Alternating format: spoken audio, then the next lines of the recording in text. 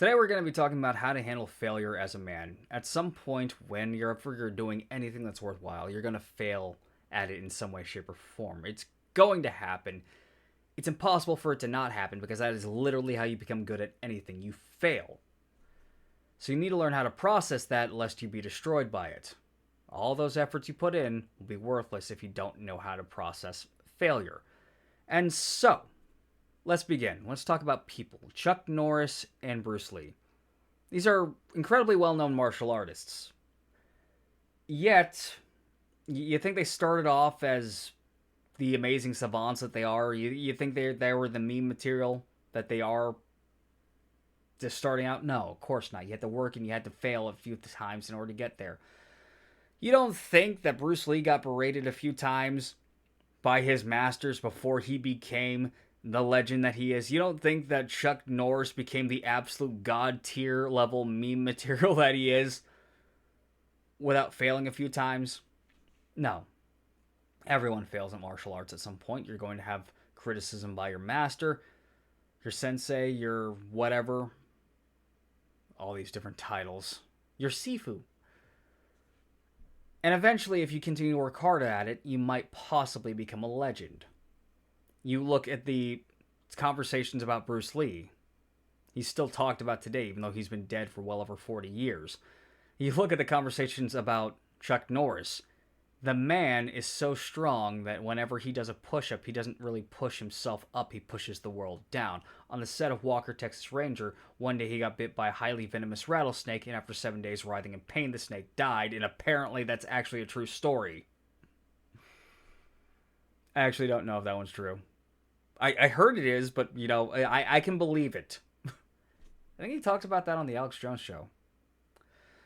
Anyways, continuing on, Ray Kroc, the founder of McDonald's, the McDonald's Corporation. I mean, there's a whole story there. And the guy was almost 60 whenever he was being a milkshake salesman. He was trying to sell milkshakes that had multiple spindles on them because it used to be you just put ice cream and milk in a container and you put them up underneath a blender-looking thing. Pressed a button, they mixed, and eventually you got milkshake. So what winds up happening? He gets a call one day that he has 6 milkshakes machines that need to go to a certain place. McDonald's. Where he meets the McDonald's brothers. And there's a whole story there, but Ray Kroc wound up in charge of the corporation, and he took the entire corporation and turned it into the juggernaut of business that it is today. It's ridiculous. Just, you can't even go to the desert without finding a freaking McDonald's somewhere, someplace. Colonel Sanders, the crazy chicken man, supposedly this man was about to end his life via shotgun, and instead of writing down the things that he regretted and the things that he was bad at, he wrote down the things that he was good at, and he wound up deciding, you know what, I'm going to make a chicken, I'm going to try and sell some chicken. And what winds up happening? Guess what? He goes out and he starts selling chicken. Now, there's a whole story there, and eventually I'm going to do a video on it, but guess what? He succeeded when he was well over the hill, and his life was fraught with a lot of failures. This man, I watched videos on this man in his entire life, and this guy has failed to the point where it's like, wow. I'm amazed he didn't start a shotgun.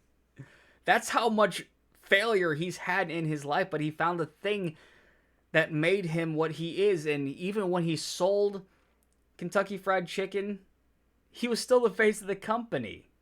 Ronnie Coleman, 8-time Mr. Olympia, famous bodybuilder. People literally have "What would Ronnie Coleman do" tattooed on their wrists. Like the whole "What would Jesus do" bracelet. Like they have that with Ronnie Coleman. The guy's 300 pounds of muscle. Or at least he was. Before that tragic back injury. I'm pretty sure I know the video that did it too. But he used to place dead last in the Mr. Olympia competition all the time until he figured out what it was that he did, what he needed to do in order to actually win the Mr. Olympia. And then he wound up becoming Mr. Olympia for the next 8 years afterwards. You look at his life, there's plenty of failure there. He The only reason why he wound up being a cop was because he couldn't find a job as an accountant. He went to college to be an accountant. Even though he like graduated top of his college class, he dealt with a lot of failures and just, things were working against him his entire life. Yet he's an amazing success. He's an amazing story. I think the guy's freaking amazing. And, it's actually quite inspirational. But, he had to start somewhere. He failed plenty of times. And eventually he wound up becoming 8-time Mr. Olympia.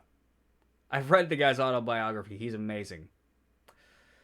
So we notice that all of these guys that I just mentioned, they've gone through a lot of failures in order to get to where they need to be, to become the thing that they're famous for, especially Colonel Sanders. If you've done any research on Colonel Sanders, oh my God. I would have straight up, I couldn't have done it. Like, I probably would have just, but he didn't. And that's what makes him amazing. And he couldn't have become the icon of the industry that he is if it wasn't for the fact that he kept pushing. He kept doing things. And, I failed at many things too. Like, example here. You see 3D printer, 3D printer. There's 2 over here on the side. There's 1 broken down over here. There used to be a Soval SV06 over there. There's a Creality Ender 3 VSE in the other room, along with 2 Lurges. There's an SV05 over here, too. Yeah, I've got a lot of 3D printers. Because my last business that failed, Behold the Joint Locker. Well, that was not the name that we were using, but the reason why me and those individuals I was working with decided to cut this project short was because the company that made this particular product, well, the product that this one is similar to, the actual joint lockers, they had the design patented, and we'd eventually wind up in legal hot water because our design was entirely way too similar. Like, if you look at actual joint lockers, like, this is almost a carbon copy. But you unscrew that, you put your joint in it, do that, and you got the satisfying. I mean, that stoners fucking love that. I mean, like, let's just. That is satisfying, is it not? Like, I still carry this even though I don't smoke weed. It's just, a reminder of efforts. And, I had other products, too, that, I was working on in my spare time. And, like, I'm not going to say what this is because, I'd be at this conversation for forever. And, wow. I mean, look. I have the test date, the material, all that other fun stuff like that. This was just a beta project. And, of course, we also used their materials for the project, too. So, we learned how certain things reacted and whatever. Now, we were using some high stress items, but we wanted to put nice, funny imagery on it. So, here's a cute anime girl. Yeah, you see the thigh highs and the maid outfit and everything. He's like, yeah. We're putting... I'm not going to explain what it was. We had a whole process there and everything about what we were doing there. But we couldn't do that either because resin 3D printing. So yeah, we had some SLS printers in here too. Which was totally not safe. Like, I'm thoroughly convinced that my lungs are permanently damaged from the SLS printing. But yeah, there was a lot that went on. I did a lot of things with 3D printing. I learned a lot about the process. I know where my failures were there. And eventually it became unfeasible, but I learned from that. And, I can still use the 3D printing knowledge for my next project that I'm going on. Oh, it's actually a personal project, but, I'm not going to reveal anything about that because I'm still going to be doing the coaching thing. But before I was trying the business with the 3D printing, what I was doing was generalized life coaching. Generalized life coaching, and I got most of my clients from Reddit. And out of all of those clients that I got, I can remember one failure. One major failure, and I'm not going to talk about that in this video, but, I had about 40 clients, and, well, they're all guys, because, like, for reasons I did not take female clients. Like, I've heard about, like, female clients falling in love with their life coaches, their male life coaches, and, yeah, I just decided, I'm going to take the pay cut. I'm not going to deal with that. It's like, even when I was a personal trainer, like, there was one thing I refused to do, and that's have sex with a client. I'm not going to deal with that drama. No. The answer is no. I helped with these guys, the things that they were unconfident about. Like, I was trying to specialize in confidence and self-actualization, becoming who you wanted to be. Like, I wasn't Mr. freaking feel your masculine energy flow through you, go forward into the world bullshit. What I was, however, going to be was I was the guy who was no bars held. I was the guy who told you what you needed to hear and not what you wanted to hear. I wasn't trying to be Mr. like content farming, say the crazy controversial things in order to get the views like certain other people in the industry. We've all thought about somebody just now. And the only reason why I didn't post anyone up there is because they have better lawyers than me. I don't have any lawyers. And so from that, out of the one failure that I had, like, most of that I believe was a cultural thing. And yeah, that one still haunts me, and I vowed never to let that happen again. Though this current last client I got, he's testing me. The thing that I noticed with all these guys is that they all the guys that I talked to, the mass majority of their problems can be traced to one specific thing, is that they were scared of women. Guess who had 12 years of pickup artistry under their belt at that point in their lives?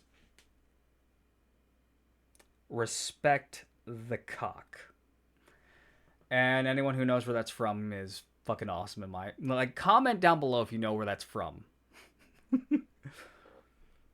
So that's how I shifted into being a dating coach. Except I'm not telling guys to just go out in there and fuck everything. I'm telling guys to, actually look for a meaningful relationship. So I took the pickup artist industry stuff that I learned about learning how to talk to women, things of that nature, and I modified that. And, currently I've got quite a bit of... I'm doing quite well, I believe. I'm still getting most of my clients from Reddit, though. Sometimes I'll message them, sometimes they'll message me. Just I'll put my thoughts on certain things, and the whole conversation will go there. And so, there we go. That's how I'm currently doing that, and I've got 5 slots open. And I talked to a lot of guys about certain things that are going on within coaching and all that. I do notice there's a lot of frauds and guys that are just trying to upsell you into different things, different programs within their coaching sphere. And the way I do it, and this is my main selling point here, is that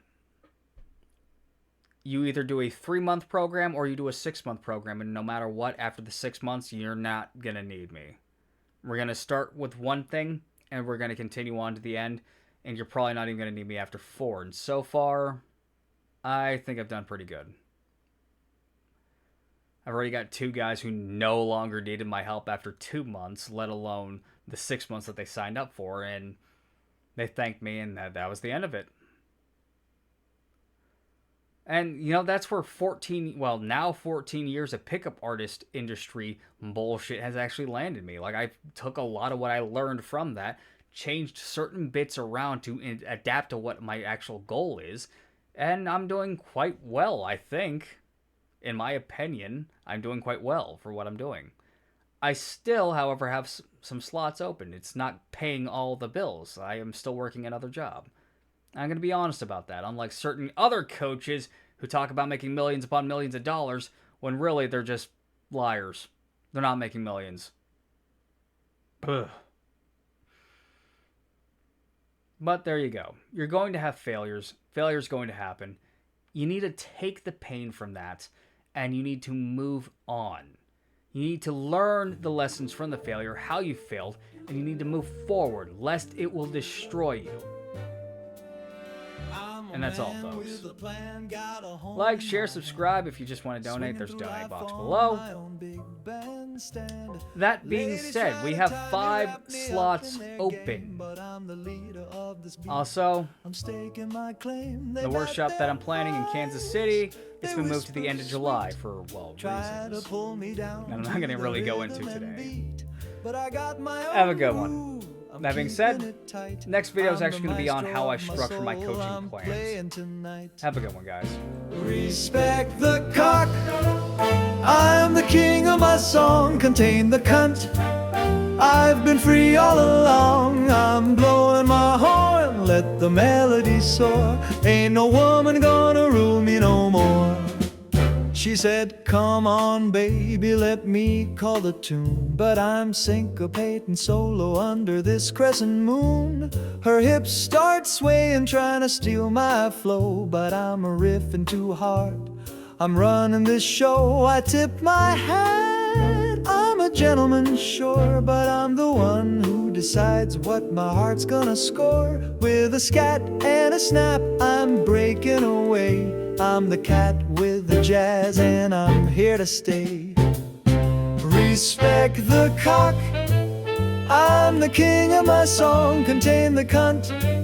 I've been free all along. I'm blowing my horn. Let the melody soar. Ain't no woman gonna rule me no more.